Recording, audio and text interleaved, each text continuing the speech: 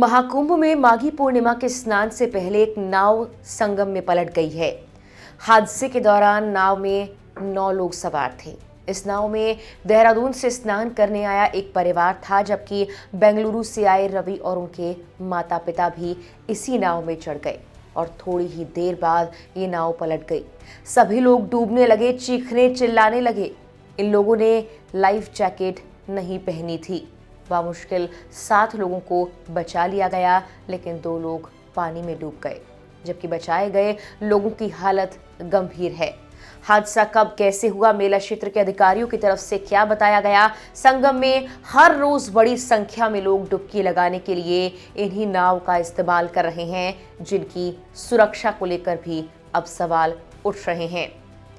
नमस्कार, मेरा नाम है मेघना सचदेवा और आप मुझे देख रहे हैं लोकमत हिंदी पर।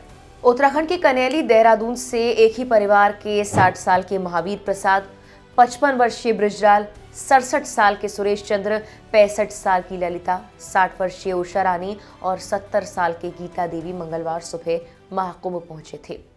वो आस्था की डुबकी लगाने के लिए इस महासंगम में आए थे, लेकिन उन्हें नहीं पता था कि वो एक बड़े हादसे का शिकार होने वाले हैं। मंगलवार दोपहर बाद ये सभी लोग अरेल घाट से एक चप्पू नाव पर सवार हुए। उनके साथ ही बेंगलुरु निवासी रवि किरण और उनके माता पिता भी नाव पर बैठ गए। जब यही नाव संगम पर पहुंची तो पानी का बहाव काफी ज्यादा था। श्रद्धालु अपनी अपनी लाइफ जैकेट उतारकर नाव पर रख चुके थे। इसके बाद नाव से उतरने लगे, लेकिन एकाएक सभी लोग खड़े होकर एक तरफ आ गए, जिससे नाव पूरी तरह पलट गई। चीख पुकार मच गई। जल पुलिस, गोताखोर और तमाम एसडीआरएफ के जवान, एनडीआरएफ के जवान मौके पर आ गए ताकि लोगों को बचाया जाए। डूब रहे बामुश्किल 7 लोगों को किसी तरह से पानी से बाहर निकाला गया। आनन फानन में सभी को वाटर एम्बुलेंस की मदद से घाट तक पहुंचाया गया।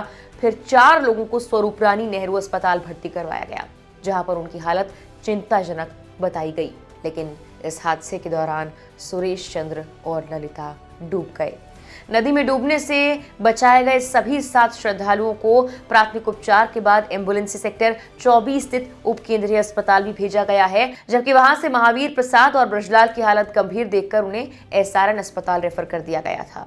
दोनों श्रद्धालुओं को आईसीयू में भर्ती करवाया गया है। इस संबंध में जल पुलिस प्रभारी जनार्दन साहनी ने बताया कि संगम में जिस वक्त नाव डूबी, उसके बाद 7 श्रद्धालुओं को बचा लिया गया। डूबे 2 श्रद्धालुओं की तलाश अब भी जारी है।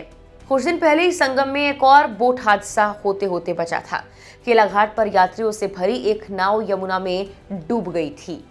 हादसे के वक्त 10 श्रद्धालु सवार थे, जो नाव को डूबता देख नदी में कूद गए। राष्ट्रीय आपदा मोचन बल यानी एनडीआरएफ के जवानों ने तत्परता दिखाते हुए उस वक्त सभी को सकुशल बाहर निकाल लिया था।